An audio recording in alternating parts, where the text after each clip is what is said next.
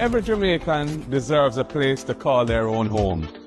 Our plans are to make that a reality. We don't bulldoze people's homes, we build them.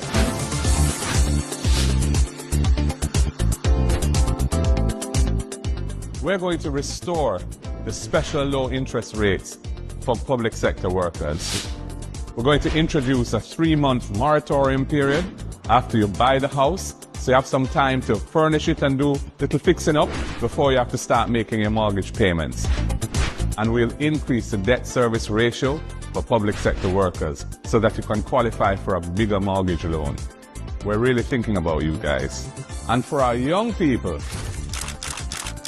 we have the Young Owners Fund, a $1 billion annual fund within the NHT, where anyone up to 35 who's buying a house for the first time, if they're an NHT contributor for at least 2 years, can get a grant of $500,000 towards the deposit on the house.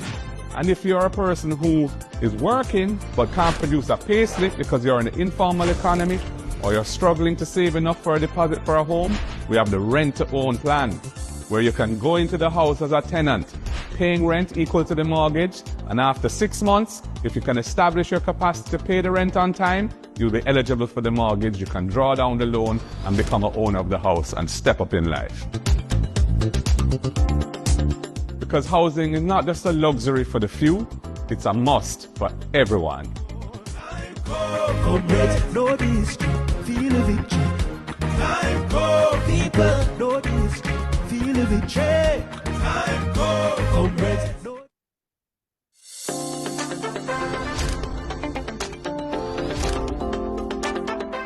Every Jamaican deserves a place to call their own home. Our plans are to make that a reality. We don't bulldoze people's homes, we build them.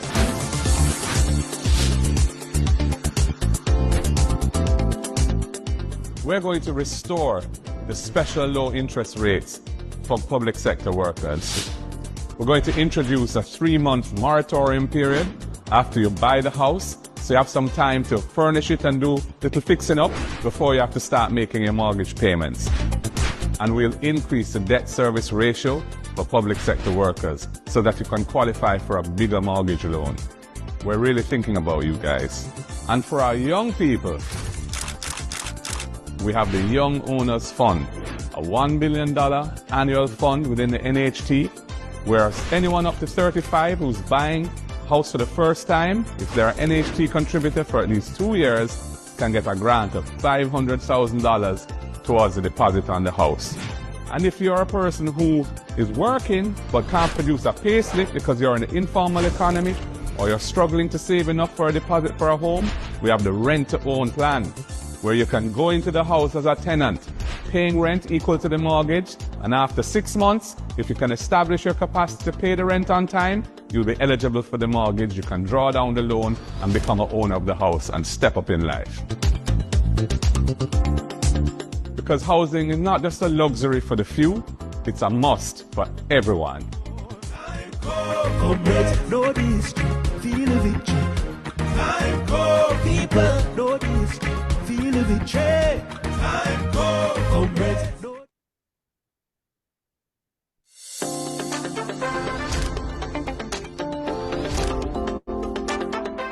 Every Jamaican deserves a place to call their own home.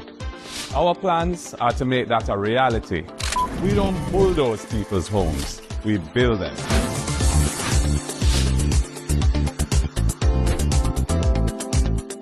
We're going to restore the special low interest rates for public sector workers. We're going to introduce a 3-month moratorium period after you buy the house, so you have some time to furnish it and do little fixing up before you have to start making your mortgage payments. And we'll increase the debt service ratio for public sector workers so that you can qualify for a bigger mortgage loan. We're really thinking about you guys. And for our young people, we have the Young Owners Fund, a $1 billion annual fund within the NHT, where anyone up to 35 who's buying a house for the first time, if they're an NHT contributor for at least 2 years, can get a grant of $500,000 towards the deposit on the house. And if you're a person who is working but can't produce a payslip because you're in the informal economy, or you're struggling to save enough for a deposit for a home, we have the rent-to-own plan, where you can go into the house as a tenant, paying rent equal to the mortgage, and after 6 months, if you can establish your capacity to pay the rent on time, you'll be eligible for the mortgage, you can draw down the loan and become an owner of the house and step up in life. Because housing is not just a luxury for the few, it's a must for everyone. Know the history, feel the victory. Time go, people know the history, feel the victory. Time go, comrades.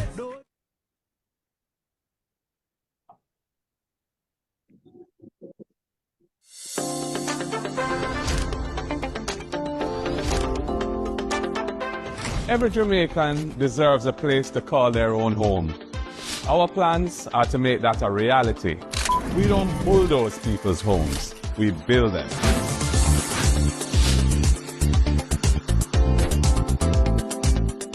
We're going to restore the special low interest rates for public sector workers.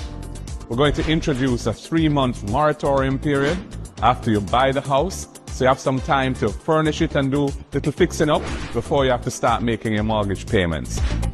And we'll increase the debt service ratio for public sector workers so that you can qualify for a bigger mortgage loan. We're really thinking about you guys. And for our young people, we have the Young Owners Fund, a $1 billion annual fund within the NHT, where anyone up to 35 who's buying a house for the first time, if they're an NHT contributor for at least 2 years, can get a grant of $500,000 towards the deposit on the house. And if you're a person who is working but can't produce a payslip because you're in the informal economy, or you're struggling to save enough for a deposit for a home, we have the rent-to-own plan, where you can go into the house as a tenant, paying rent equal to the mortgage, and after 6 months, if you can establish your capacity to pay the rent on time, you'll be eligible for the mortgage, you can draw down the loan and become an owner of the house and step up in life. Because housing is not just a luxury for the few, it's a must for everyone. Comrades, know the history, feel the victory. Time go, people know the history, feel the. Good evening, everyone, and thank you for joining us for tonight's People's National Party Housing Seminar for Public Servants, and we are live on Facebook. Before we begin, here are just a few quick housekeeping reminders to help you have the best experience tonight. You're encouraged to stay engaged, drop your questions, and in the comment chat, we'll have a Q&A segment where we'll ask you to respond, and of course, you'll be able to engage the panelists.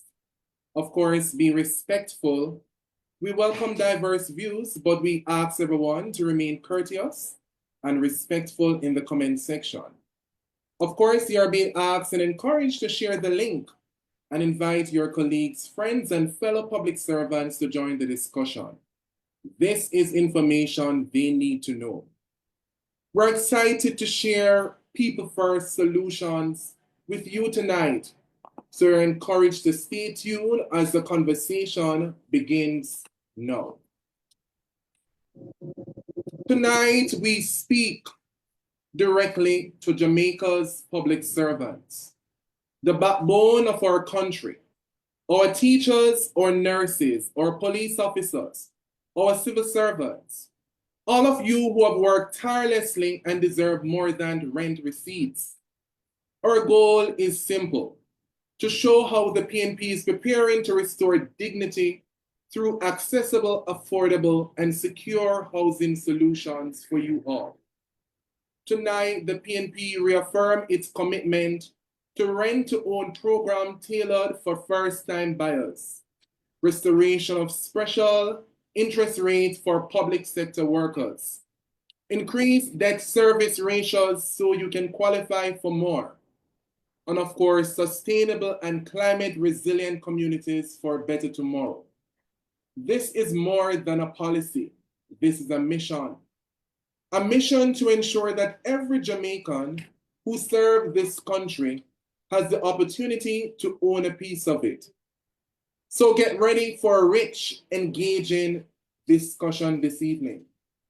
We'll hear from our housing chief, our trade unionist, our medical doctor, and of course, our educator, who are all eager to form the link between housing, education, health, and economics.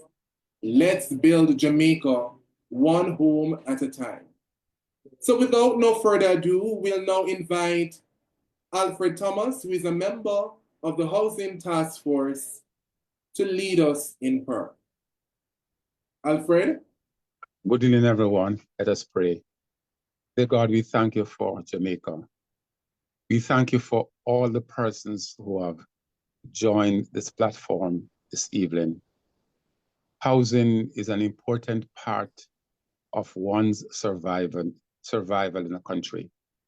And this evening, as we have assembled the presenters and members of the government or movement of the people to hear from specialists who have developed concepts and ideas for us to hear. We ask, oh Lord, that you will bless each person here. Realize that persons are working. Realize that a house is so important. Realize, oh Lord, that shelter is a part of life. And we see all the efforts being made to build 50,000 houses in the next 5 years. Lord, as ideas are presented this evening, we hope that persons will be able to ask questions and persons will be able to say, we have learned, and to buy into the concept of wanting to see the necessity to participate when the time comes to purchase a house. Lord, there are many persons who need this house. There are many persons who are wanting to get a house, and there are many variables that prevent them from doing so. So as we ask for your guidance and all the persons who should present here this evening, we pray that the evening will be one that everyone will say, it was good to be here. Thank you, God, for hearing our prayers. For Christ's sake, amen. Thank you so very much, Brother Alfred Thomas, and he's also a member of the Housing Task Force. Viewers, this evening's program is focused on one thing, and it's empowering Jamaica's public servant with real, actionable housing solutions. You know, for far too long, the people who serve this country, you know, our civil servants, they've been left behind in pursuit of home ownership. They give so much to Jamaica, but when it comes to accessible and affordable and dignified housing, the system has not given back to them. And that is why tonight is so important, you know? We'll be sharing the PNP Comprehensive Housing Policy Agenda with a specific focus on how these policies are designed to make home ownership more accessible and affordable, support our young professionals in the public service, of course, provide new opportunities through our rent-to-own, low-interest loans, land grants, and green energy solutions. You know, we are here more than just talk. It's a clear roadmap to home ownership for our public servants. And tonight is about listening, engaging, and showing what's possible under a government that puts people first. We're a people agenda government. So let's begin the conversation. To kick things off tonight, we'll hear about the PNP Comprehensive Housing Plan, from a symbol of resilience, a man of vision, both figuratively and literally, and also the People's National Party shadow spokesperson on housing and sustainable living. At this time, we welcome Professor Senator Dr. Floyd Morris as he lays out the PNP Comprehensive Housing Plan, especially for public sector workers. Dr. Morris, over to you. You're muted, Dr. Morris.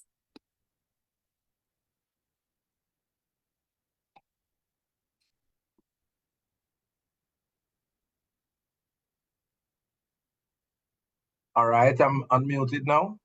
Yes, you are. Okay.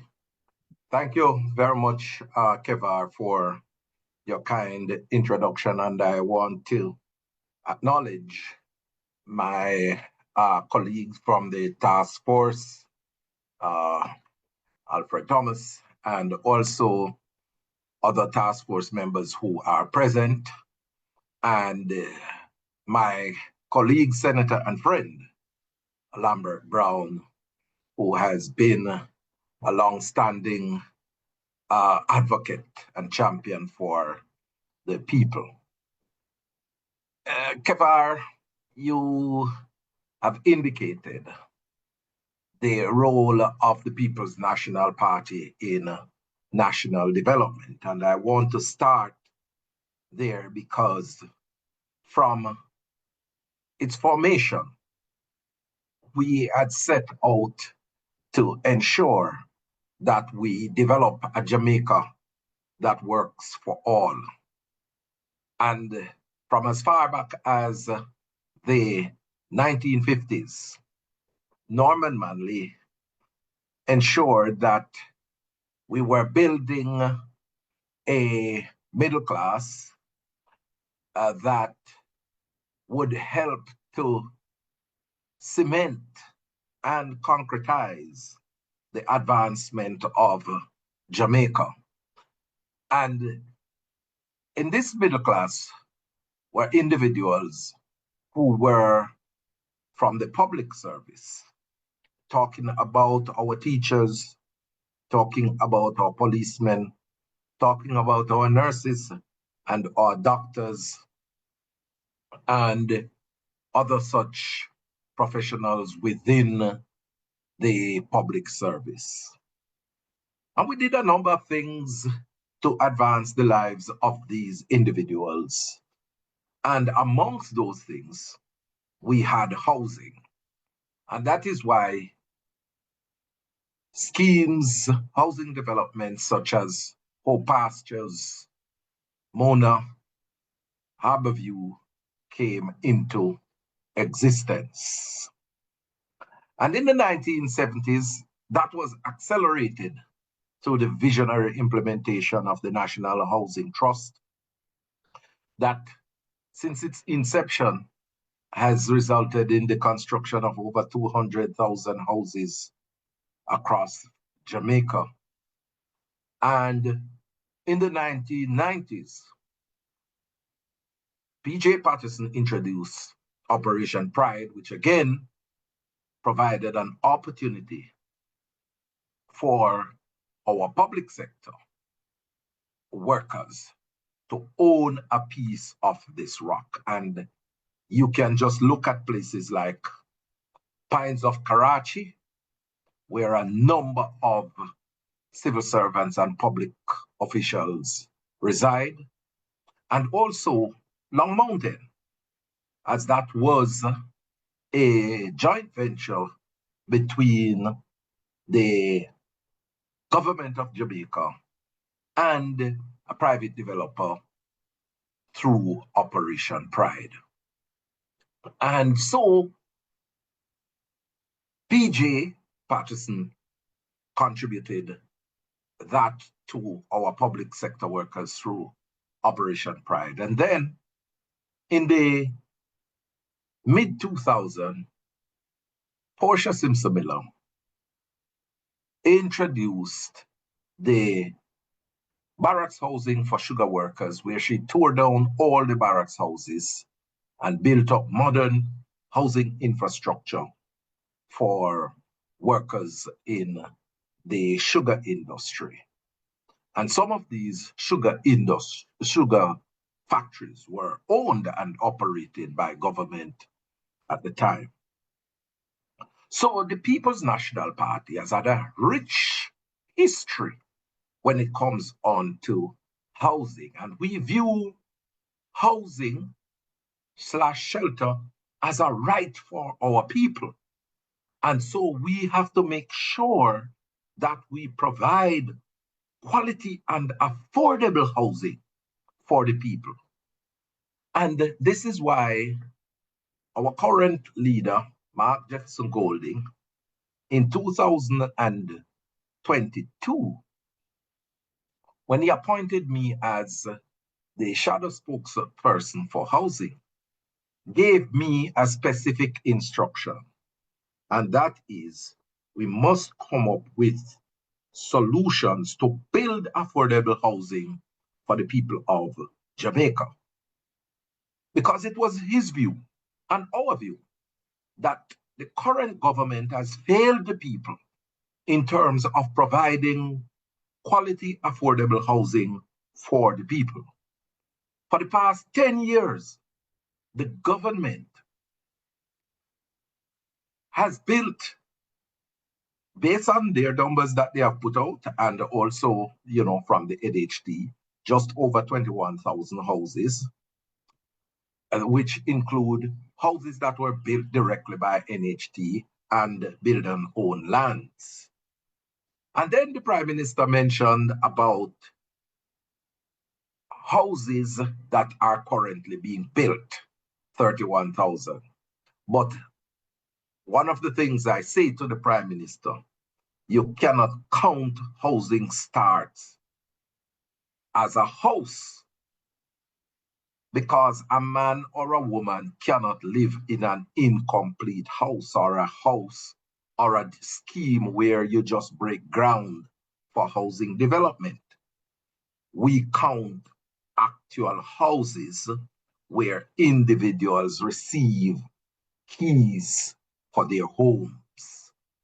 So based on that definition of what constitutes a house, they would have built, using their record, using their numbers, just over 21,000 houses in 10 years. The Prime Minister promised to build 70,000 houses for the people of Jamaica. If that doesn't constitute a failure, I don't know what else is. And then the Prime Minister has been rolling out a number of social houses, which, we appreciate every Jamaican that receives a house from government. But he has indicated that the demand for houses, social houses, well, he has revised the figure downward from 8,000 to 6,000 now. And the data from him is showing that 300 houses, social houses, have been built. So if you look at that, over the past 6 years, the government have built 300 social houses, which means that they have been building 50 houses per year. And there is a demand for 6,000. So if it is that they are building 50,000 houses per year, and the demand is 6,000, what my maths tells me is that it is going to take another 120 years for us to reach the demand. And then there will be other demand that will be taking place in that time frame as well. So it's an inefficient activity that is taking place. And so we have decided that we are going to look at what are the current demands in the current housing landscape of Jamaica. How is it that we can make houses cheaper for the people, and how we can build houses faster to come to the market so that our people can own a piece of this rock. And we have decided to do a number of things. One, we are going to be stopping the annual extraction of the $11.4 billion from the NHT to fund the budget. This was not the intent of the Portia Simpson Miller-led administration in 2016 to continue with that extraction indefinitely. It should have ended in 2017, and this administration has extended it to 26.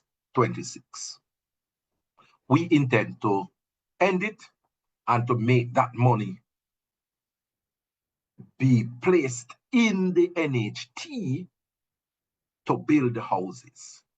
And we also have signaled that we are going to take out of that $1 billion each year to establish a special grant facility for our young people up to the age of 35 to get a grant of $500,000 where they can pay the down on the deposit for their house.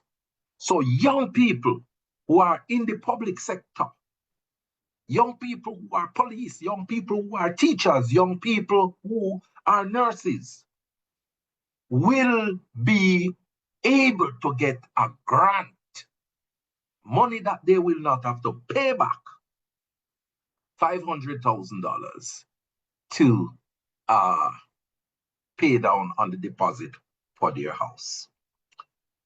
We have also indicated that we are going to make sure that our Jamaican brothers and sisters who have contributed to the NHT and made a sacrifice over the past 13 years by making some of their money from the NHT fund the budget, $150 billion almost. We decide that, look, we have to give back something to the Jamaican people for this. And so we say we are going to be building 50,000 houses. And when we build those 50,000 houses over the 5-year period, the land portion of that housing cost will not be passed on to the beneficiaries because they would have made the sacrifice through their contributions for the NHT. And so no individual who purchase one of these 50,000 houses that we will be building will be required to pay for the land portion of their house. That is going to be huge, as what it will mean is that every beneficiary of one of these houses will start to build up equity immediately in the property that they purchased. And it is going to be costing, based on recent data that I have come to my attention, it is going to be adding equity between $3 and $4 million, because that is what a lot is being sold at minimum in the housing market. So this is going to be huge. This is going to be transformational. And we have worked out a formula, how many houses we are going to be giving to members of the public sector, because up to 20,000 of these houses will be shared amongst the public sector workers. You're talking about policemen, teachers, nurses, doctors, firemen, members of the correctional services. These individuals will benefit from the 50,000 houses that we will be building. And we have a formula that we have worked out, and at the appropriate time, we are going to be disclosing what we will do where that formulation is concerned. But just to indicate to public sector workers that they stand to benefit significantly. We have also indicated that we will be putting out a moratorium on the loan, the mortgage, because we have done research and it has shown us that by the time individuals purchase their homes, they run out of cash to buy furniture to put in their house. So we say that we are going to be giving a little break for these individuals so that they can purchase their houses and at the same time get a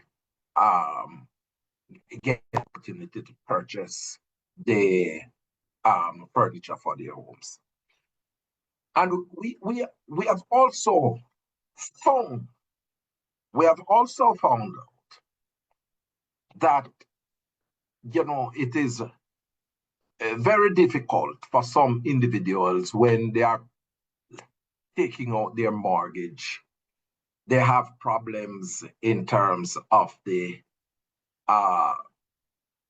debt ratio, debt servicing ratio for their loans.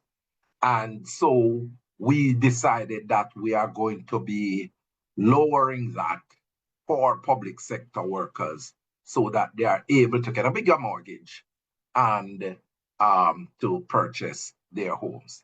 And I tell you, you know, I mean, when you look at the plethora of options that we are putting out there, it is going to be extremely easier for Jamaicans to own a home. And we want Jamaicans to own their home because we don't want them to migrate. We don't want the best of our country in terms of our public servants, our nurses, our doctors, and our teachers, and other individuals in the public sector.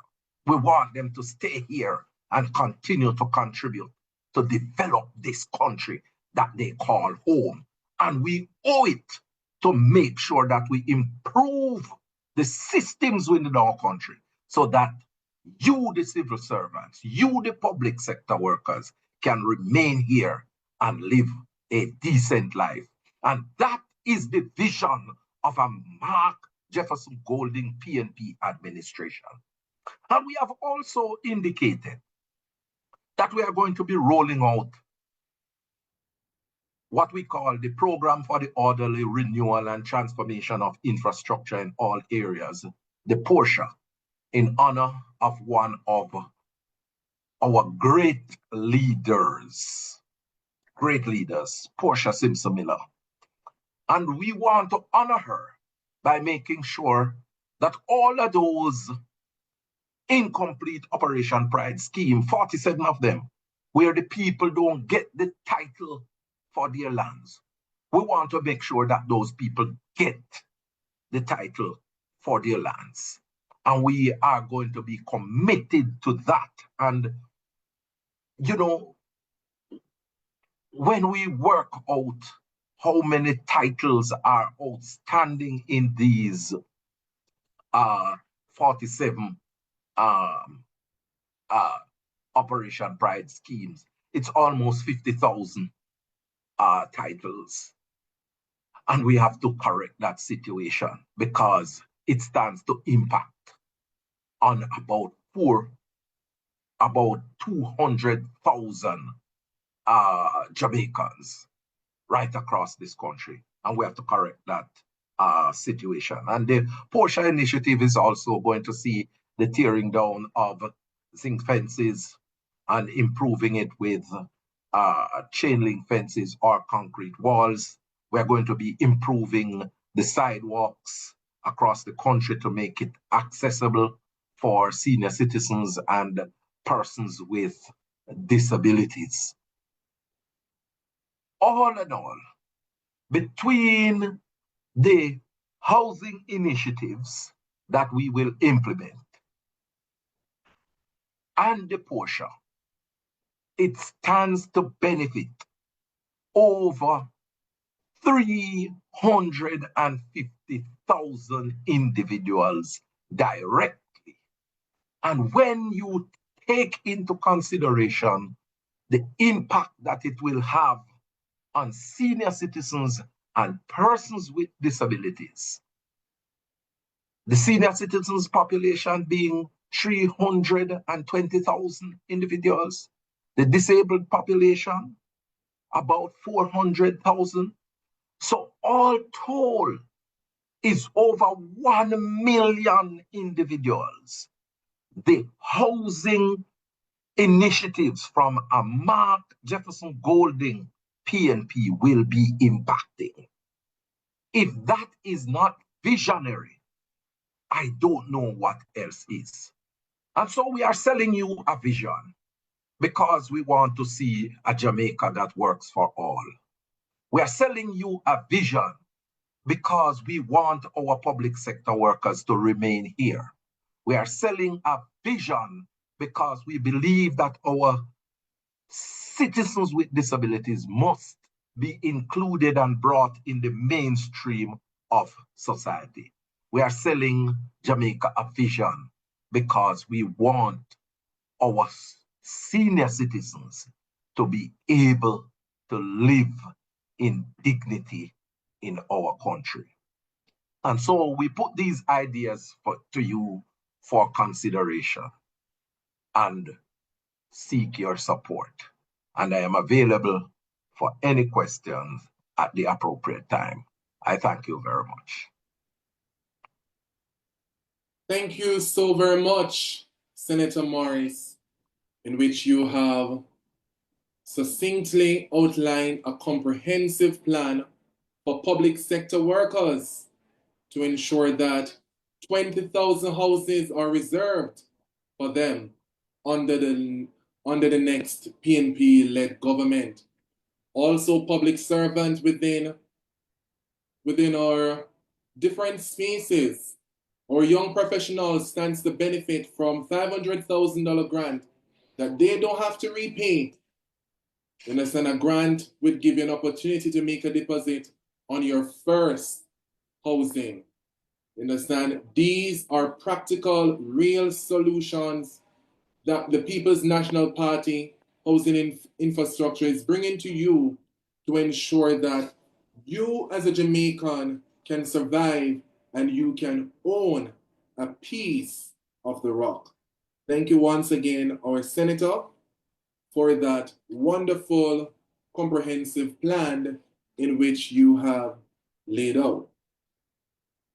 All right, ladies and gentlemen, viewers, we will turn our attention now to public service and to speak to us as it regards to wages, public servants, and the cost of living and the economical different crisis that surrounds our cost of living here today is a man that really needs no microphone when it comes to defending Jamaica workers. So let me welcome Senator Lambert Brown, our Deputy Spokesperson for Finance and Public Service. Thank you, Kemar. Thank you very much. I also see Dr. Kenneth Russell, Deputy Spokesman on Education, has joined us as well. Senator Floyd Morris, my colleague, let me start by expressing publicly my condolences on the passing of your dear sister, a friend of mine and a stalwart of the People's National Party who passed 2 days ago.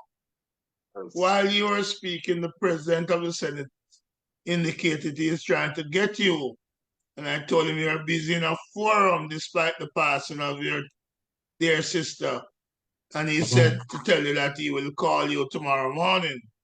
Because I tell him you're busy doing the people's work, even in a moment of grief. Yes, yes. So let me say one other thing about you, Senator Morris.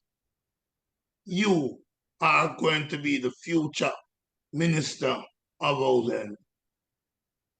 And you have handled with your spokesperson, with your task force, this portfolio. And you have put out revolutionary and transformative ideas. I do not need tonight to say anything about housing. I just add one thing. After the 1951 hurricane, I was not around, I wasn't born then. Norman Manley built out houses. And if you go down to Augustown, there's a road named Manley Avenue. Because Norman Manley built back houses for the people after Hurricane Charlie in 51. The PNP has had a history of dealing with housing for the people. Every one of our leaders who have become government, and Mark Jefferson Golden is not going to be any different. And with your support, your help, your intellect, and that of your task force, the Jamaican people can expect better housing. But to live good in housing, you need some money. And sadly, the government is not treating the public sector workers fairly. And I'm going to say here tonight that I wear many caps. One of them president of the University and Allied Workers Union. Another one, vice president of the Jamaica Confederation of Trade Unions. And I can say that last year, September, I played a pivotal role in the Jamaica Confederation of Trade Unions, entering an agreement with the outgoing Minister of Finance, Nigel Clark, for the restoration, let me repeat it, restoration of increments for public sector workers. It is a restoration because the government in 2023 unilaterally, no agreement exists between them and the trade unions, and they stop paying increments to public sector workers. An increment is an annual increase of about 2.5%, which the workers used to get. And they used to get it in recent time on what is called performance-related assessment. But there is no performance objective set in the last 3 years, 2 or so years, because the government had unilaterally stopped the increments. I played a key role in that agreement. I literally drafted the language of that agreement.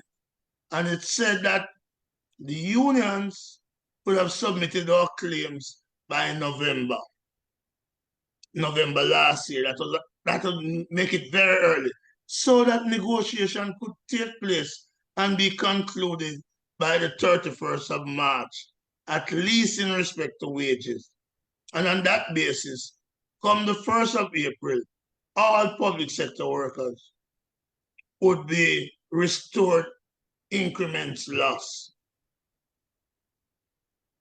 By the end of March this year, the government had not engaged the unions in the negotiations that we agreed to in September would take place before the 1st of April this year.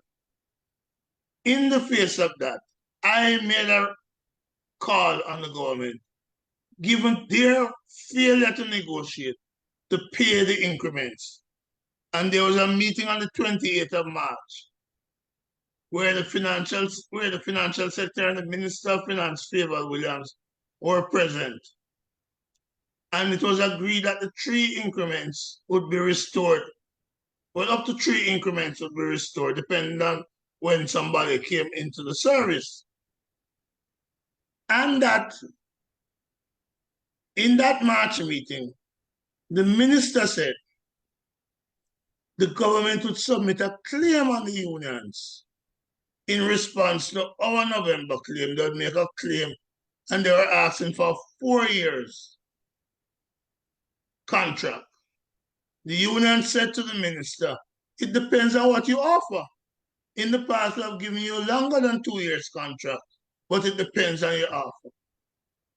We're not surprised that they made an offer of 0 in year 1, but certainly the 2.5 and the 2.5 and the 2.5 was a surprise because that could not track a 4-year agreement. We showed the minister that after you pay the 7.5% in increment in April, and the unions had given up the back money on the increments. The unions had given up the back money on the increment, expecting an increase this April, an increase going forward beyond the restoration of the increments.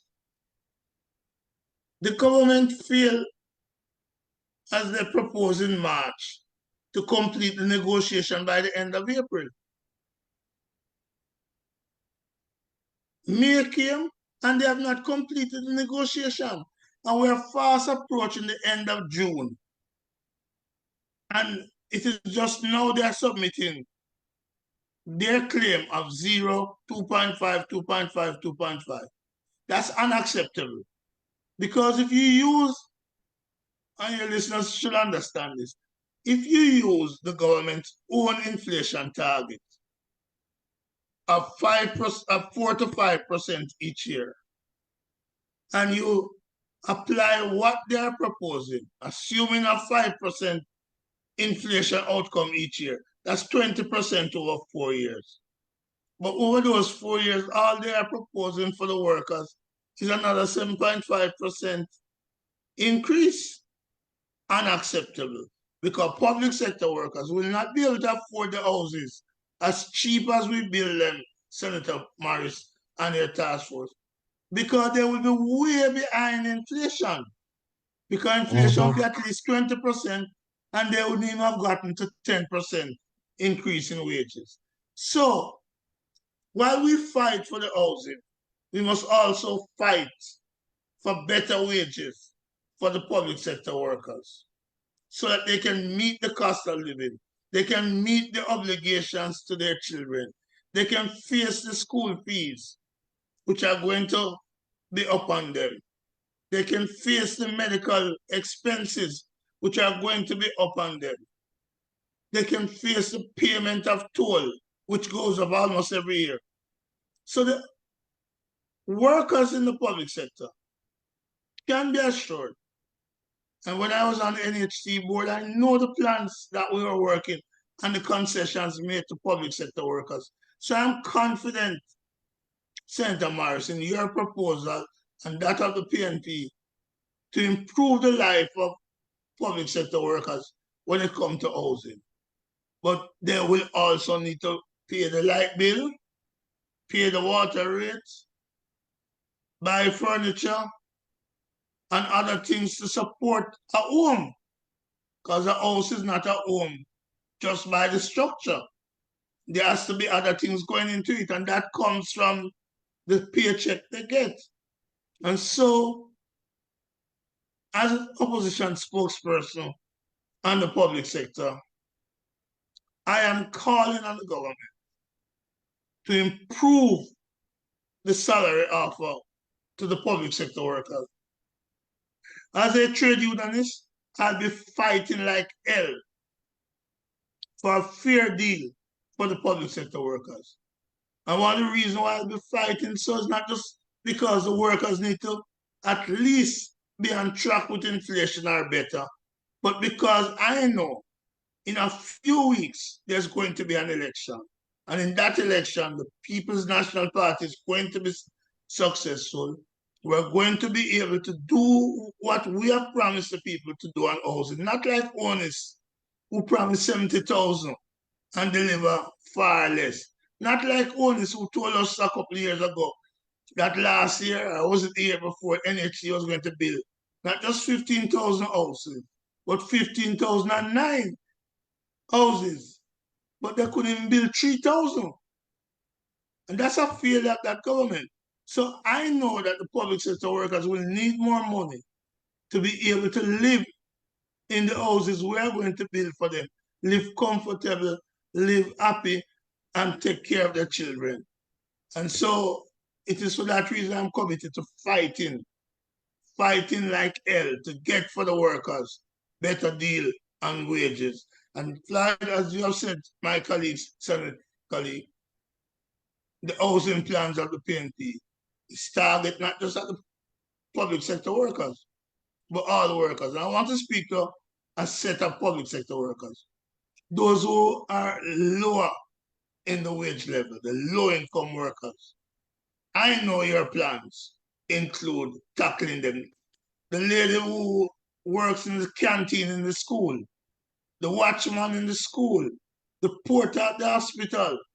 I know our plans, as in the past when Michael Manley established the housing trust, is going to be aimed at lifting those people at the lower end of the wage cycle. And that's why we have to fight for better wages for them as well, so that they can live. And as Mark Golden said, step up in a life. May it please you, Kavar, the PNP is the choice for Jamaica, the best choice for the people, the best choice for public sector workers. Thank you very much.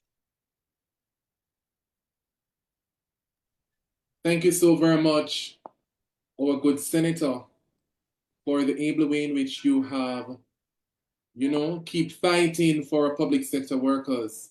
One of the hardest working groups within our society, And as you said that under People's National Party government, that the public servant and the civil servant, they stand to benefit greatly from our housing policy and to ensure that the People's National Party will deliver what we call a livable wage, because many of our public sector workers nowadays, they really cannot afford many of their living circumstances. So under the People's National Party government, we plan to deliver real solution, real change to them so that they are able to live in a comfortable lifestyle. Thank you once again, Senator Brown, and we will continue the discussion at this time to include and turn our attention now to the heart of our very community, education.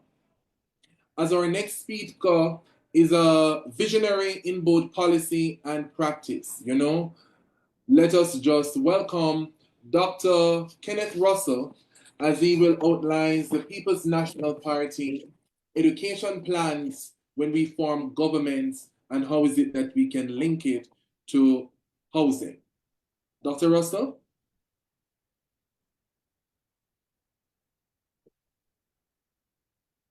Hey, thank you so much, Kibar, and good afternoon. Hello, good to see the senators, Senator Brown and Senator Floyd Morris, and good evening to all of the other participants who are here.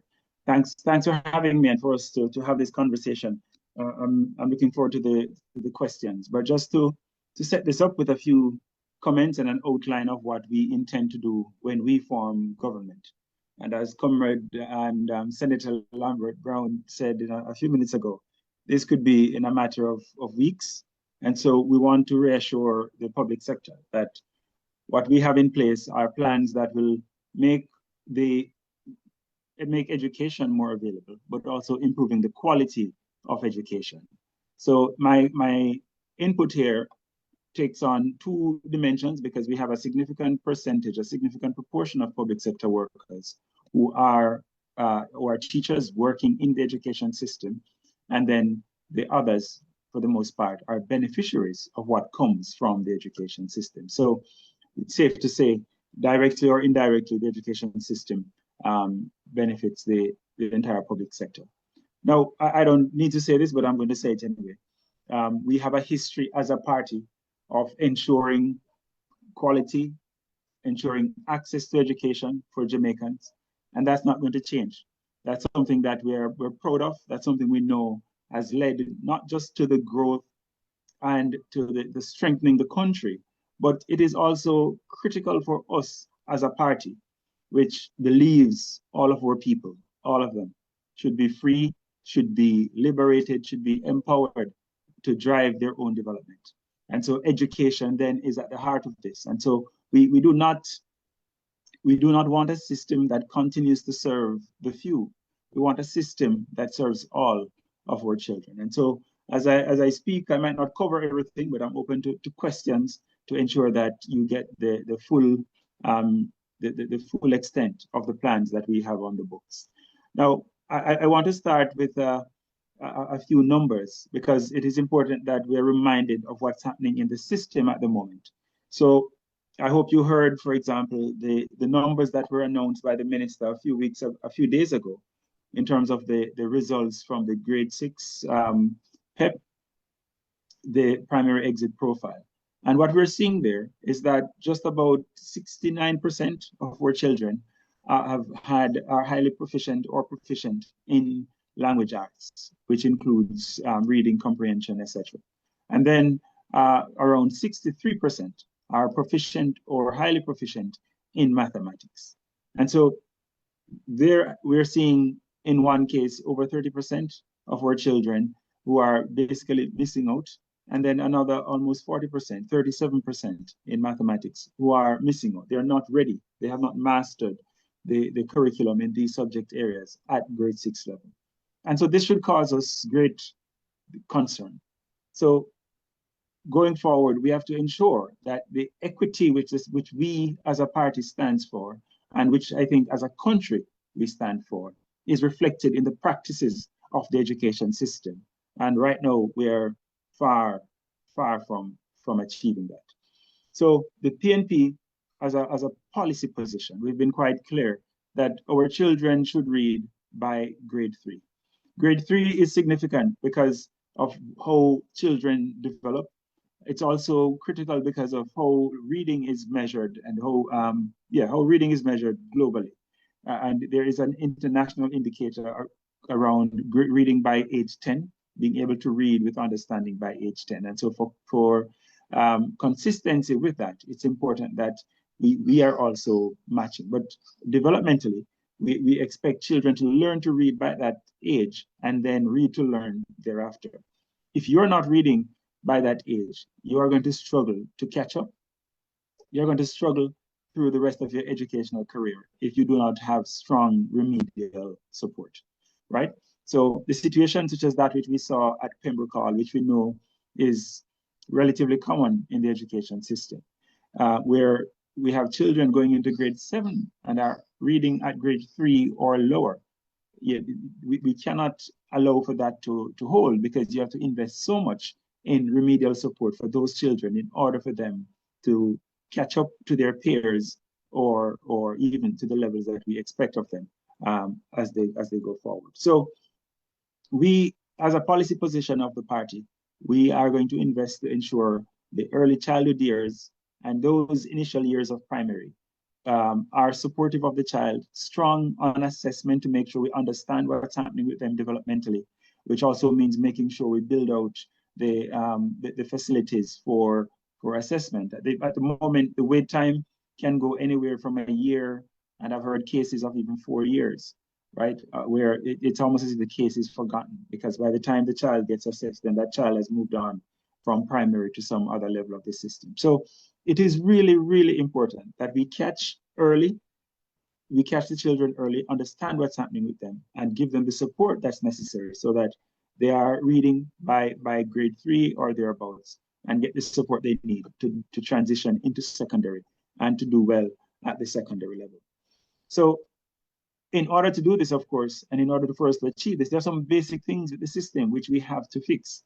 I spoke about the assessment aspect of it, but we know that a lot of children are absent from school too often, right? In some rural areas, it is in the order of 40% of the time that children are absent. If you're missing a day every week or 2 days every week from school, then you're really going to struggle to keep up with what is being taught.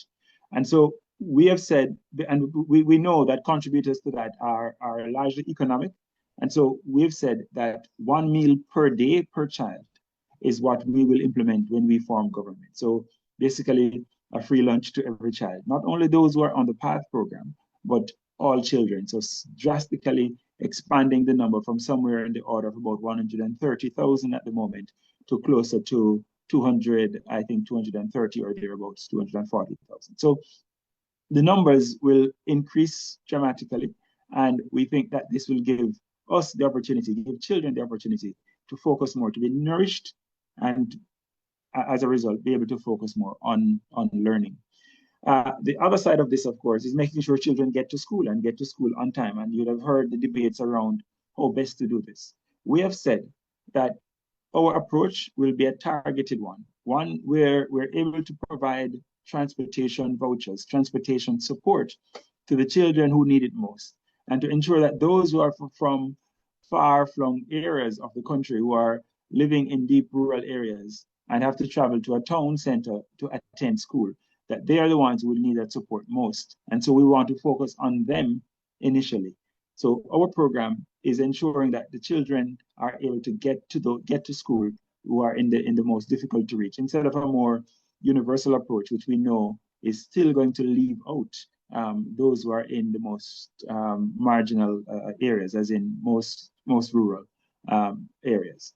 So those two components together means that children get to school, children are able to focus, they're nourished, and they're able to focus on learning and are in a space. The other aspect of this is making sure that our school facilities, the classrooms, we still have classrooms in this country separated by the old blackboard, and black as in, painted black, and one teacher is writing on one side and the other teacher is writing on the other side, because it's basically one board separating two classrooms. And it doesn't matter how you enjoy the sounds of learning. When children are shouting in grade 3 and children are shouting in grade 4, it's really difficult for both sets of children to learn. And so these are the kinds of infrastructural issues which we have to address. We also know that in some of our schools, we have children, because of a change in policy by this government, we still have multiple children using a textbook, right? 5, 7 children using one text. This is inconsistent with what the evidence says in terms of the effectiveness of textbook. One-to-one is preferred, but also having access to that textbook to be able to take it home and to use it, which is something we've done as an education system for many years. But that too is no longer the case, with the government now opting for what they call class sets. One set for the classroom, it stays there, multiple groups use it, you can't take it home, right? So we have to address those, and as a government, we intend to do so, because there's some basic things which are required in order for children to learn, and those are a few of them. Now, let's talk more directly to teachers, because we know that we've lost each year over 1,000 teachers for the last 2 years, and by some of the estimates we've seen up to 1,500 in the last year. There are multiple problems with this, right? Teachers master their craft around 5 to 7 years in the practice of teaching. And so if you're losing a lot of your more senior teachers, then you understand that you have a large group of novice teachers who mean well, great in terms of energy and so on, but you're losing a lot of your more senior teachers who are considered who have greater mastery of the craft. So that's not healthy for the education system. And so there is need to look at, how do we make teaching in Jamaica attractive? How do we make teaching in Jamaica, make teachers want to remain in the profession in Jamaica? So we've talked and we've put on the table a teacher retention plan. That teacher retention plan has multiple components to it. And one aspect of it is directly related to the portfolio which is hosting this conversation, housing.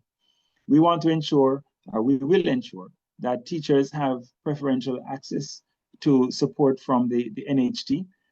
Some of the housing solutions which Senator Morris spoke to will be set aside to benefit teachers, because we want to ensure that a teacher can own a home, right? And if you talk to teachers, when I talk to teachers now, that is one of the areas in which they have great concern. They want to be able to own a piece of the rock, but they can't. And so they find themselves forced to try and get that in some other country.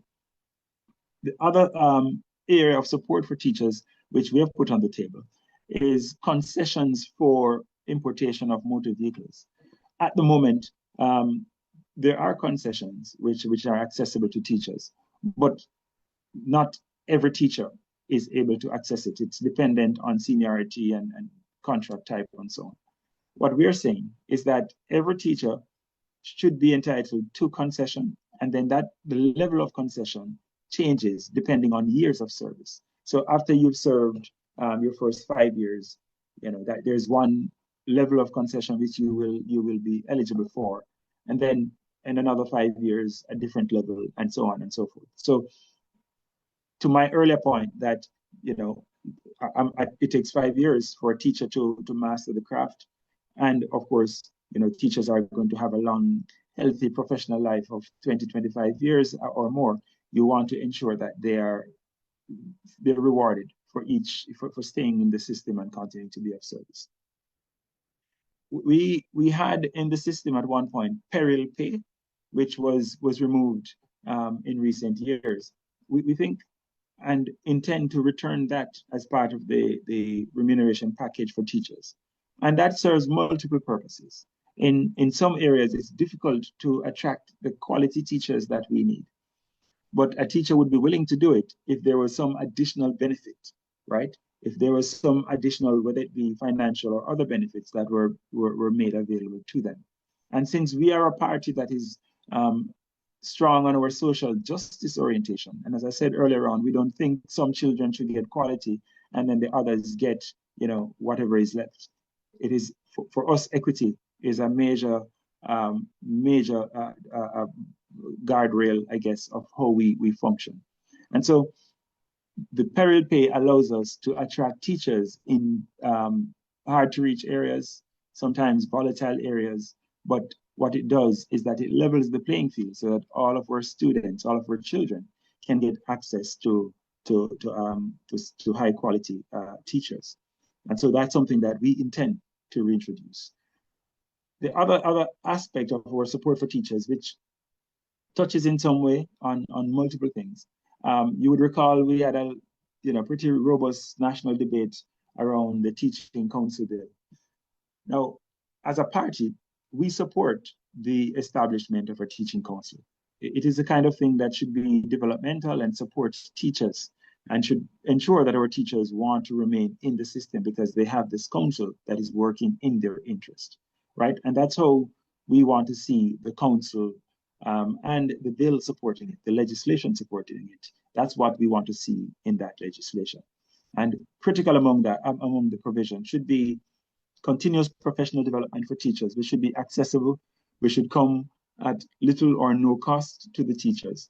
And as such, then allow teachers to continue to grow, continue to improve, and continue to be on the cutting edge in terms of their practices, but also able to share their experiences and what they're learning with other teachers, right? So this council helps with the professionalization of teaching, and we intend to see to its establishment, but we intend to also ensure that it is supported by legislation that is friendly to the profession and to the teachers, and not a big stick that is more intent on catching and punishing. Now, we also know that for public sector workers and more broadly, those who have studied at tertiary level, the availability of loans as provided by the Student Loan Bureau is of concern, or there are some concerns, or concerns in multiple areas, and we intend to address those. So we put on the table, and the government implemented the no guarantor provision, which we still stand by. We think it's a good change. But in addition to that, we also want to ensure that your student loan repayment is linked to how much you're making. So someone who borrows and is working at getting a lower salary than his or her peers should not be forced to pay the same amount, even if they've borrowed the same amount, right? So it should then be proportional to what you are earning. And so we will make that change. We think that is friendly to those who borrow from the Bureau. In addition, however, if you lose your job or for some reason you become unemployed and your earning stops, we intend to also change the policy so that the loan repayment would also freeze, and what accumulates during that period gets added on to the back end of the loan, so that it doesn't cost you, right? You're not punished because you lost a job, which, you know, in a lot of cases, as we know, is not necessarily the fault of the borrower or of the worker. So we think in making those changes, the bureau will be friendlier, and those who borrow to improve themselves will feel as though, you know, they're not being punished if something goes wrong in the process. Their credit score, for example, is not affected because suddenly they've lost a job and they're not able to continue repayment of their student loans. So I think all in all, what we're looking at is supporting the education system so that we have higher quality of learning coming out.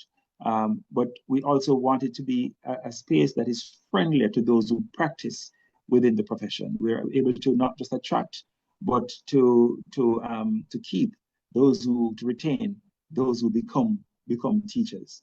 And so let me stop there with those comments. There are a number of other areas at secondary level related to skills training and the type of curriculum which we want to see. But I'll stop there and anticipate the questions.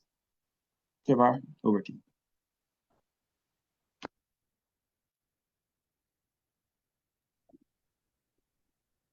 Thank you so very much, Dr. Kenneth Russell, the next MP for Southeast St. Anne, for how you have laid out the different plans that the People's National Party, you know, put forward for teacher retention, because that is one of our greatest goals, so that teachers can build up the education system in Jamaica. All right, just to remind our viewers that you are being asked to just share with us your questions in the comment section on Facebook. So at the end of the day, when our presenters finish presenting, we can field those questions and you can get direct feedback from our presenters. So we are not going to waste any more time and just move right into the next presentation as we focus now on healthcare. You know, and our next speaker, as we know, is a fearless voice in the healthcare reform, and a doctor who really understands that healing does not stop at the hospital. It really continues in our home. Coming to us now to speak on healthy homes, healthy people, and the link between housing and wellness is Dr. Alfred Dawes, as he laid out the PNP plans for health and wellness when it forms government. Dr. Dawes? Hi, thanks for having me, and good evening to everyone. So we have this term that we're coming over. We're actually going to do a series, outcomes over optics, because we realize that a lot of what has been happening over the last 9 years is really a preference to have PR rather than actual visible outcomes. And what that has led to is the collapse of the healthcare sector. There are many reasons for this. We know about, and we spoke about, the maintenance issues that plague many of the hospitals, the infrastructure, the plant. Anybody who is a homeowner knows that if you don't maintain your building, your home, then you're going to have a total collapse of it later on. Any house that is left locked up always falls into decay. Unfortunately, that is what has happened with many of the hospitals and clinics. So we are just seeing where they're starting to do some refurbishing, but this has been, you know, a little bit too late for many persons who have been users of the healthcare sector. Dr. Now, Dawes? you hear me? Sorry, yeah. Can you please just turn your screen horizontally, please? Yes. Perfect. Let me see if I can set us and drop. All right. How is that now? Good? Yeah, man. Perfect. Go ahead. Right. So the infrastructure itself is an issue. We also are seeing where there are migratory patterns affecting the distribution of health centers. So whereas certain communities may have been populous in previous decades, right now because of urban migration, shifts in population demographics and so on, we're seeing where the population centers have moved away from those clinics. So there have been less utilization, and then other clinics now are seeing where there's a massive increase in the number of users who come and ask for services. When you're talking about housing solutions and urban renewal and development of housing schemes and so on, we have to take into consideration the development of the infrastructure that is there for healthcare, not just the clinics, but the hospitals. Again, there are many examples. When you look at Portmore, for example, where I am, Portmore really and truly should have had a hospital some time ago, but because when we left government in 2007, there was the JLP really and truly, God knows what they did during that time, but I remember them saying that the housing crash in the US would not affect us. It badly did. So by the time we took over in 2011, we realized that it was 2012. We realized that we were just forced under austerity to curb social spending, and a lot of that meant that the healthcare dollar was far below what was the WHO recommended spend per GDP. In fact, it was less than $5. Sorry. Hello? Somebody was calling. I should have put this on Do Not Disturb. Okay, I'm back. Right. So there's very little that could have been done during the austerity years. The unfortunate thing is that the austerity years bore fruit without the attendant increase in services that the government that took over in 2016 should have put in place. So that was really and truly when, because of the sacrifice of Jamaicans and especially the government workers, the public sector employees, we should have seen the benefits of an increased spend on infrastructure in healthcare and services, not just infrastructure, but services in healthcare, education, etc. We know this story, which takes me back to the point where they focused on optics over outcomes. Instead of having the hospitals in the areas where the urban migration had concentrated, they did nothing at all. And that is why it's only now after we started to talk about a hospital in Portmore that you hear land has been found. And we still don't know where that land has been found. But that is the talking point that they're trying to put forward now to say that they're going to build a hospital. Portmore has, there are many estimates. It could be anywhere from 200 to 300,000 people, depending on where you ask. And those persons who are living here, it's either young couples starting their families, getting their starter homes, or the elderly who have been here for some time now. And that wide range of patients requiring services from maternal care for the young families, pediatric to geriatric care, and all the attendant complications of being lucky enough to grow old. Spanish Town Hospital, the sole hospital in the parish, cannot manage that load. And so you must have a hospital that must take off the pressure of a Spanish Town Hospital, especially when it comes to trauma. And then Bustamante, the only children's hospital, is bursting at the seams because everybody has to go to Kingston for that. Victoria Jubilee Hospital, everyone has to go for maternity care there, if not Spanish Town Hospital.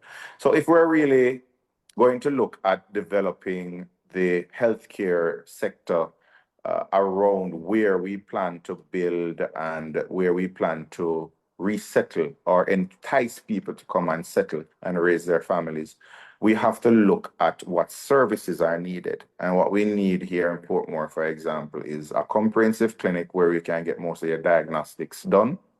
And you do need a hospital where you can have urgent care as well as your diagnostics, maternal care, pediatric care, and your basic surgical and medical services. You don't need to have the specialists like at UE and KPH, but a proper type C hospital has enough of the, or type B hospital has enough of these services to cater for the residents of Portmore and its environs. When we speak about urban migration again, what is happening is that the, the professionals tend to want to stay near to town centers because of schooling, better options with entertainment, and just the ideal of trying to live in an urban center versus a rural setting. What that has done is leave the hospitals and health centers in the metropolitan areas, particularly Kingston, Montego Bay, and even Mandeville, better staffed than in the more rural areas. So Port Antonio Hospital has always had a staffing issue. St. Anne's Bay Hospital has always had a staffing issue. Some of that is due to difficulty securing housing because the rent is so expensive in St. Anne's Bay that a young doctor and nurse just starting out just simply cannot afford the housing there. In other areas, there's just no incentive to entice the young professionals to go there. And this is where housing solutions come in. The People's National Party has pledged to build an allotment of 5,000 houses for healthcare professionals. Now, where will these houses be built? We have to look at incentivizing our young professionals to settle in the rural areas.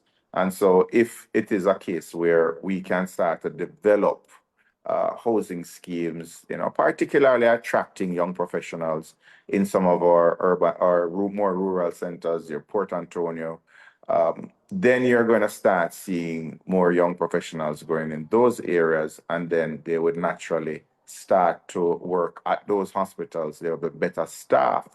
Knowing that you have better health care in those areas, people will be more likely to settle there, and that is how you have the development of these towns, because the economy then is going to, the local economy is going to start booming once you have an increase in the population.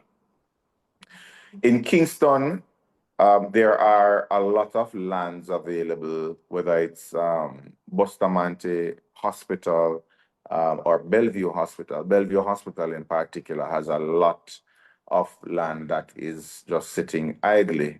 Norman Gardens was taken from a part of that hospital, and even then the acreage is still significant. Now, in return for that grant of the lands to develop what is now Norman Gardens, the hospital got a ward to host patients, male and female.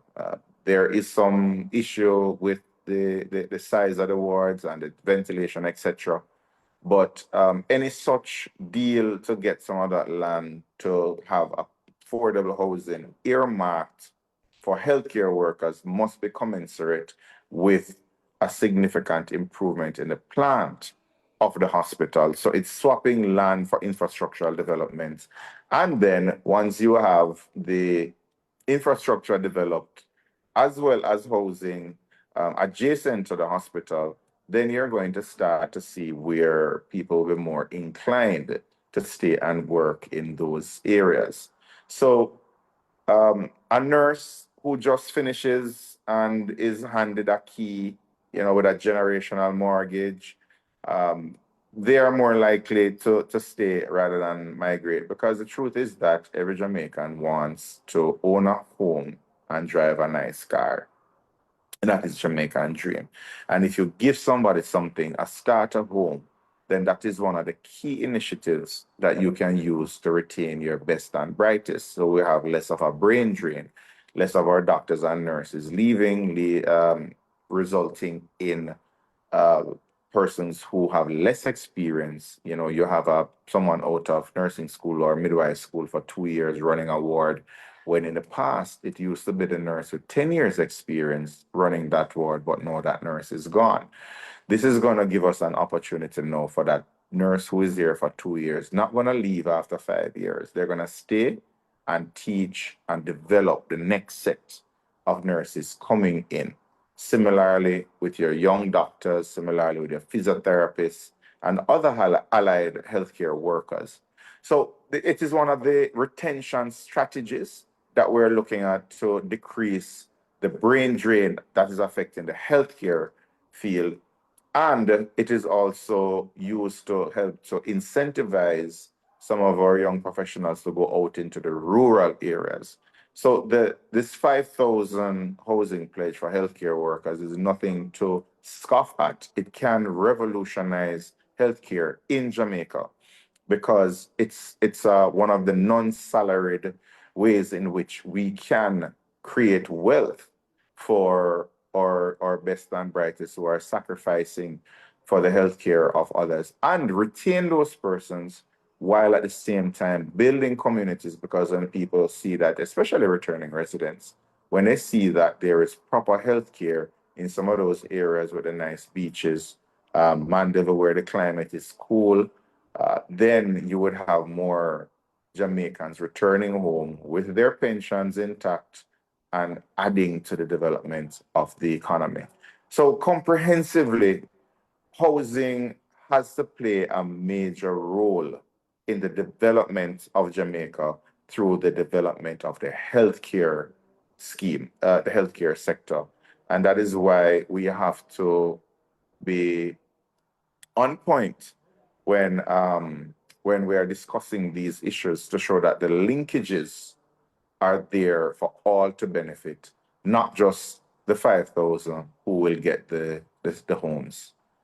So that's pretty much where I wanted to take this discussion. I thank you for the opportunity to speak tonight, and I turn it over to you now. Thank you very much, Dr. Dawes, for just reminding us about the revolutionary housing plans for health sector in Jamaica that the People's National Party plans to bring to the table. So our doctors, our nurses, persons within the medical field, 5,000 houses are reserved for you to ensure that we incentivize our hardworking medical professionals so that we also can retain, the best and the brightest, you understand, to ensure that they are equipped and they are ready, and so that we do not have a shortage in these medical facilities. Ladies and gentlemen, we have heard from a powerful lineup of speakers this evening, speaking on the housing plans that the PNP intends to bring to the table.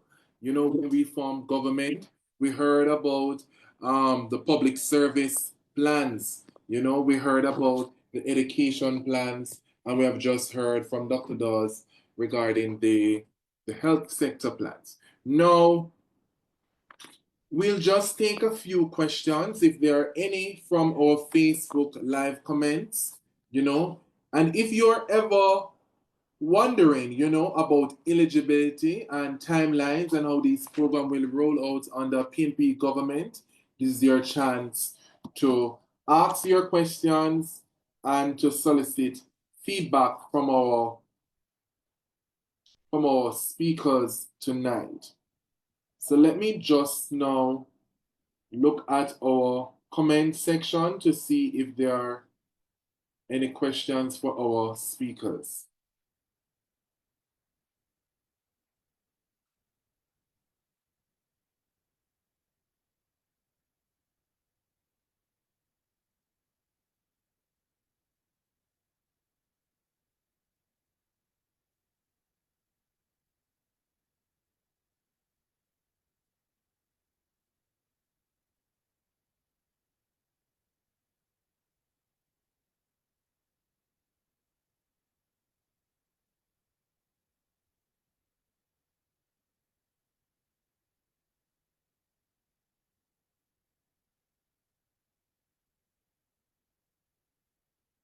Dr. Dawes, there is a question online. It says that what are the prerequisites proposed for healthcare workers for these housing plans?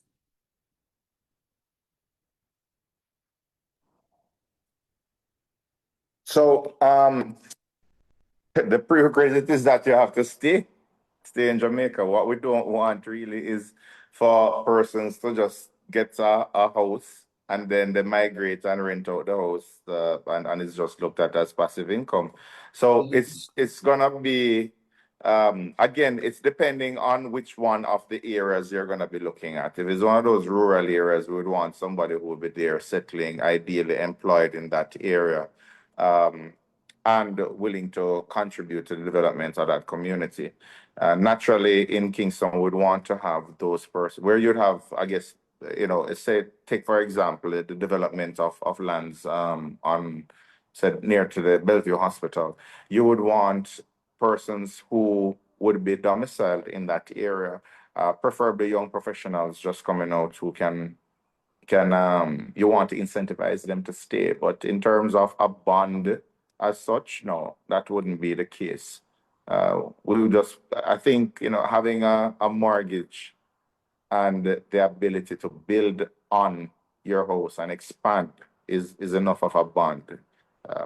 That is what Jamaicans really want to do, to expand their homes as their families grow.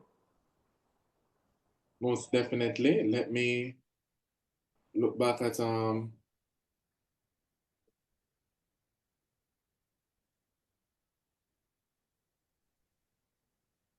Kavar? Yes, Senator. Yes, I just want to add and support my colleague, Dr. Dawes, because our intention is to make sure that we provide the necessary facilities and amenities in our country that will entice our professional core to remain here. And everybody wants to own a home. And I have spoken to a lot of Jamaicans. I remember campaigning in Northwest St. Anne, and I came upon a young nurse. And that's why what Dr. Dawes said is so true, because she said to me that she and her partner want to purchase a house, and they have been searching on the market for the longest while for a unit that they can afford, but they cannot find anything within their price point. And she works at the St. Anne's Bay Hospital. And I said to her, don't you worry, because the Mark Golding-led PNP is coming with initiatives that is going to make your dream a reality. And that is what we are doing with these housing initiatives now.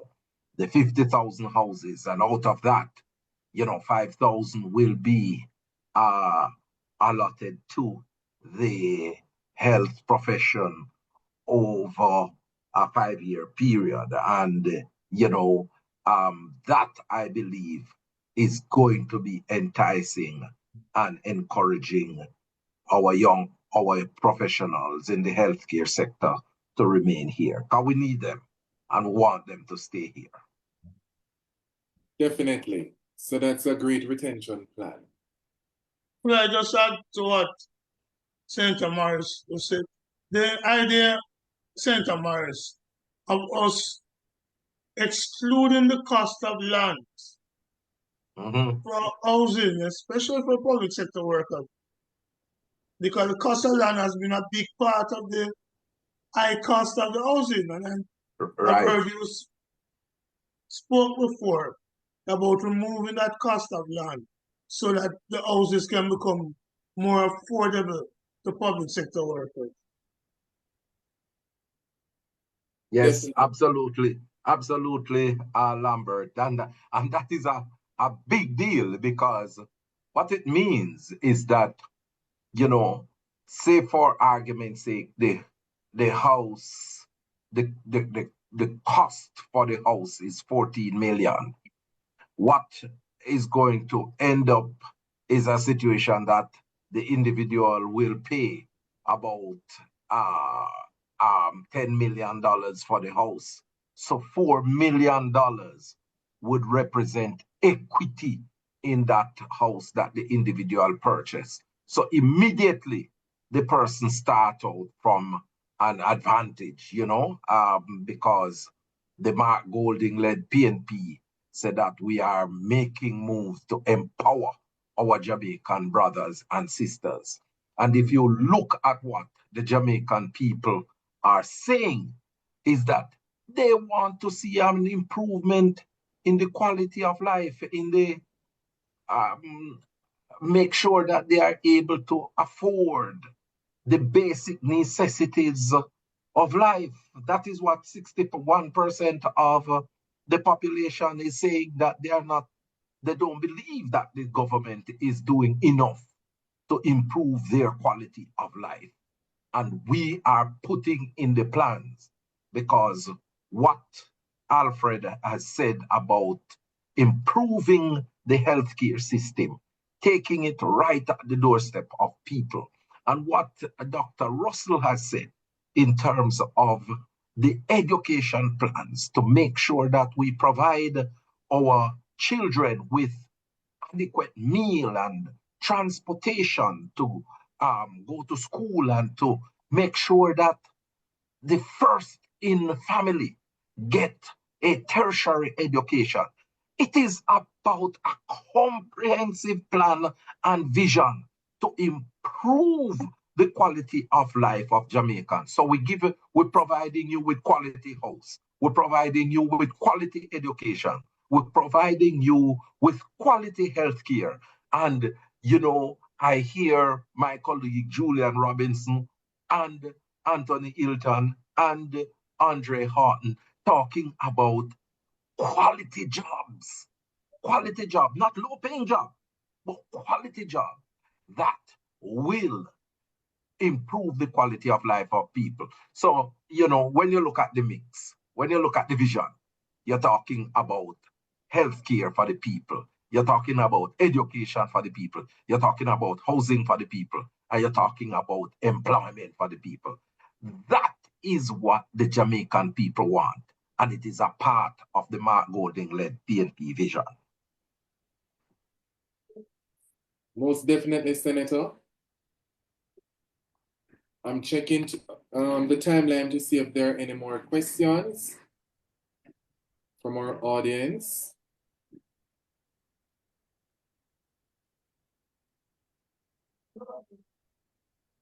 While you check, I think that point, Floyd, is a critical one, that people see the many ways in which their lives change and see this comprehensive vision for themselves and their communities.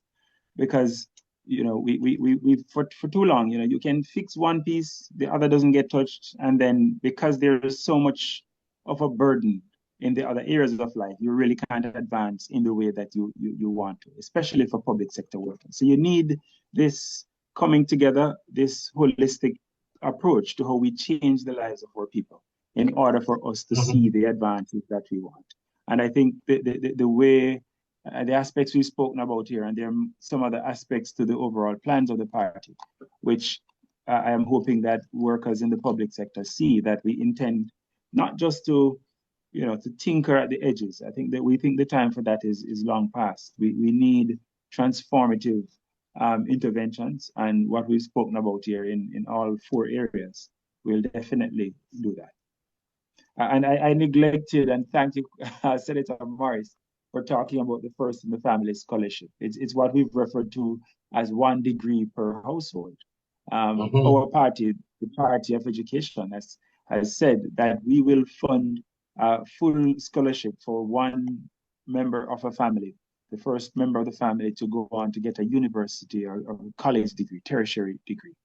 That is a core part of our plan. This is transformative if you think in terms of what it means for the income, the economic side of things, but also, I'm from a family where I was the first to go to university. There are many of us, and I tell you, there are 4 brothers in front of me, none of them went to university. There are 3 brothers and a sister after me. 3 of the 4 went on to university. And I think some of that is just having a model that they can look up to. And I think it would be a very similar effect that this First in the Family Scholarship will have. So again, these are pieces that are closely connected and we think will be transformative for the lives of Jamaicans when we form a government. You know, I tell you, there's an important issue that I want to throw in the mix, in the discussion, because, you know, one of the things that is of concerns to Jamaicans is the whole issue of corruption. And a part of our whole effort and our vision is to make sure we improve our governance processes. And one of the starting points for that is to make sure that we have credible individuals that are going to lead the different portfolios. And that is why Mark Golding has selected a team, you know, where, you know, he is comfortable in terms of providing leadership for the respective ministries. And right here, you just have a sample of that team that he has at his disposal. And none of the 4 of us who are on this discussion here, in terms of our years of service to Jamaica, has ever been questioned. Our names have never been called in any form of hanky-panky.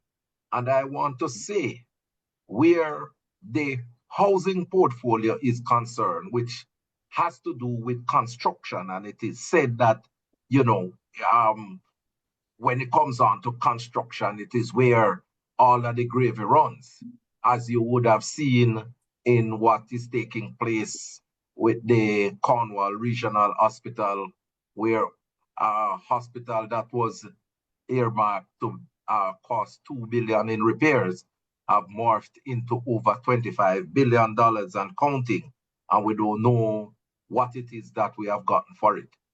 We are going to make sure that corruption does not raise its ugly head in a Mark Golding-led PNP administration, because corruption robs the children who have to go to school of their lunch and their bus fares and the opportunity to go to university.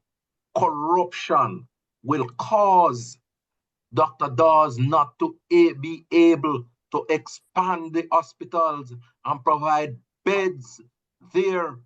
Dr. Dawes, I just lost my sister, and the doctors were pushing out patients out of the hospital because there is a chronic space problem in the hospital, and my sister was not ready to go home. And Jesus. She went home and died. My sister was not able to walk when she was leaving out of the hospital. And that is the state of our healthcare. And that is what corruption is doing to our people. And it is corruption that is preventing the government from giving a decent increase to the public sector workers. That's why they are saying 0% increase to the public sector workers. So we have to launch an assault on corruption in this country. And that is what a Mark Golding-led PNP administration will do as a part of his vision for a better Jamaica. Comrade Professor Senator, my condolences to you and the family. Yeah, it's unfortunate that we hear so many of these stories every day, and I don't think people understand the true cost of corruption. When you have corruption involved in a road, you end up with potholes. Yes. When you have corruption involved in health, it is suffering and lives lost. Yes. And that is why, I echo 100%, Mark Golin is the leader we need. Is the leader we need right now, because this is not somebody who has been fighting for position and cutting deals and all of that his whole life. Like the incumbent prime minister, who came straight out of school and worked with never had any career of his own outside of politics. This is somebody who, by faith, he is where he is right now, and he's a person to lead us. I can't was a greener pastures, but out of the green pastures that we are in now, that is just rife with corruption, to the promised land. We talk about finding oil and all of these things. God forbid we find oil under a GLP government. It'll be worse than the 2% that the Guyanese government is getting off the gross revenues. But we all have to work together, and I think as was clearly outlined, the interconnectivity of housing, education, and health is what is going to coupled with the focus on getting rid of corruption. That is what is going to really transform Jamaica. And I feel honored and privileged to be a part of this team and look forward to playing my part. And Definitely. Alfred, Comrade Dawes, let us be clear. It is that focus against corruption that has led you and I to focus on this drill at Bustamante Hospital for Children, where the government didn't care about value for money, and where they overspend, benefiting their friends, and a drill that could cost less, far, far less, and where a microscope needed for surgery, where a CT scan and an MRI are absent from the Bustamante Hospital. And it is courageous people like you, Floyd, myself, and others, Dr. Rosler, that Mark Golden has gathered around him to say, be not afraid to speak out against the evils in the society, the corruption. But I want to say also to public sector workers who are listening, thank those in the public sector who provided me and who has provided you, Dr. Dawes, with information on the corruption around what Tufton called the mystery drill. And I want to urge public sector workers in the next couple of weeks, we're not going to call your name, we're not going to expose you, but feel free to share with us and those members of the shadow cabinet and those of us in the opposition. Share with us your knowledge of corruption that you see taking place, because that corruption, as Floyd Morris has said, as Professor Morris has said, is why they're offering you zero. Wage freeze they're offering you. Is why you can't get better salary. Is why they deny you your increments. So public sector workers, continue to share with us the corruption that you see inside the public sector so that we can make Jamaica a better place. As the song says, Kabar, sound the alarm, we're marching on to victory. What them broke down, we're going to build back. Definitely. We're going to build back better. Better. What them take back, we're going to set back. We're going to restore. Let us be clear, we're marching on to victory. And we're doing this with the support of the public sector workers, because it is better for the public sector workers to have a government that cares about you rather than a government that is screaming off the taxpayers' money for themselves. Thank you. Thank And you we have so to kick much. down corruption door. Definitely. So I'm going to give each speaker 1 Exactly, minute. mash some corruption doors. 1 minute to speak to Jamaica and the public sector workers tonight why they should choose a PNP-led government in the next election. Starting with Senator Professor Lloyd Morris. You know, I am very happy to be here to participate in this forum. And I say to the public sector workers of Jamaica that we have a choice before us. And for me, the choice is very clear because we have an administration led by Mark Jefferson Golding that has put forward a vision to improve the quality of life of the majority of Jamaicans. And in my portfolio, where housing is concerned, we have a proven track record, whether it be that from Norman Manley, Michael Manley with NHT, PJ Patterson with Operation Pride Development, Portia Simpson Miller with her moves to eradicate the barrack housing, and Mark Golding placing on the table over 50,000 houses to make sure that low-income earners get quality, affordable housing in our country, and people will not be paying for the land portion of that the houses that they receive. So we are committed to empowering the Jamaican people.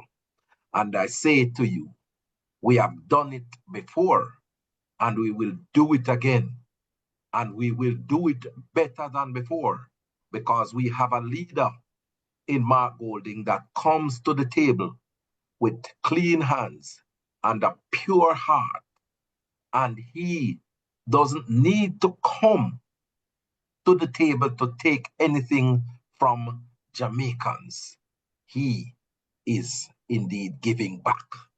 And we are standing beside him and pledge to make Jamaica a better place for every single one of us to live, work, do business, and raise our families.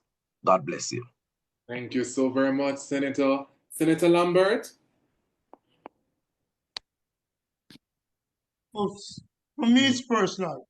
My wife is the fifth child of 11 children that her parents had.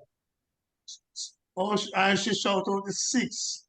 She was the first in her family to go to university in the 70s because of the policy of Michael Manley. Since then, all the others in the family have gone to UTech, Teachers College. It has changed the family. We now have many doctors and master degrees in our families. So when the PNP says first child in a family to go to university will be free, I know what that means. It means lifting up the entire family. And so that's a major investment. The housing, the care for workers in the public sector. We consult, we don't insult public sector workers in the way people, Williams and others are trying to do. So for those reasons, I say to public sector workers, your best bet is when the election comes, you put your X squarely beside the head, beside the head, beside the head. Vote for the PNP. It's best for the public sector workers. Thank you. Thank you so very much, Senator Lambert. Dr. Russell? Thank you, Kevar. And you know, I am from the hills of Southeast St. Anne. That's home. That's also the constituency I seek to represent. But education allowed me access to serving around the world with the UN. But then, as somebody who was out there working in Zimbabwe and seeing what an autocratic government looks like, serving in Bangladesh and seeing similarly, what happens when the state controls institutions and the way that people live. It scares me what is happening to our country. It scares me because I see that we're slowly drifting in that direction. I see it not only in the corruption, and the corruption that seems to be, it's done in such a way without any remorse, without any attempt to even go through the processes that are set out by the institution, but instead to circumvent those institutions. And so this slow march to autocratic rule is then chipping away at some of the other basic building blocks of our society. And we need to change that. I am in politics because I want to be a part of that. And we as a party have put on the table a set of plans in education, which I think will transform lives. And it is from day one. It's not the kind of thing that is going to wait until the third term, where it's the people's term is the third term. For us, day one, the people at the center of every decision. And that is what you will see, because from day one, lunches, from day one, transportation support, from day one, the first in the family scholarship. These are not things that you'll have to wait to see. We begin immediately. So for public sector workers who are looking also for changes in their lives, to see a government that is acting in their interest daily, this is the only option. Because for far too long, for 9 years plus, for 14 of the past 18 years, this government of the government led by the current party, the party that is in government at the moment, has taken us for granted. And so you vote for your country, you vote because we want our institutions to return to what they were. You vote because you want a government that is acting in your interests from day one, and you're able to see and feel the difference in your lives throughout the administration that Mark Golding will lead. I am proud to be part of this team, and I look forward to us continuing to have these conversations, because this is how we're going to show people that we mean business. And I know none of us here would have opted to be in politics if we weren't sincere, if we weren't intent on acting in the interest of the people. Thank you, everybody. It's a joy being in your presence this evening. Thank you, Dr. Russell. Dr. Dawes? Well, it's hardly anything I could add to such eloquent speeches, but I will just say that the first thing you need to do when you find yourself in a hole is to stop digging. And these guys have dug a massive hole for us.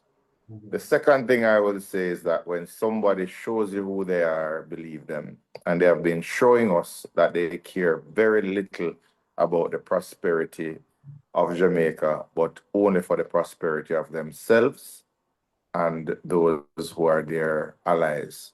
So they have been showing us that for 9 years, and I think we ought to believe them and not just forget about this whole prosperity thing and gobble up this Choose Jamaica slogan that they're coming with.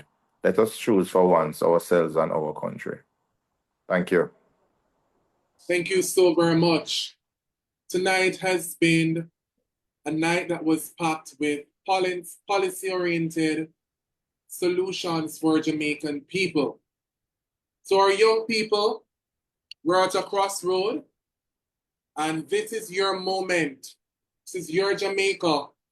The next election is not just about change, it's about choosing a government that puts you at the center of national development. We need to choose leadership that listens.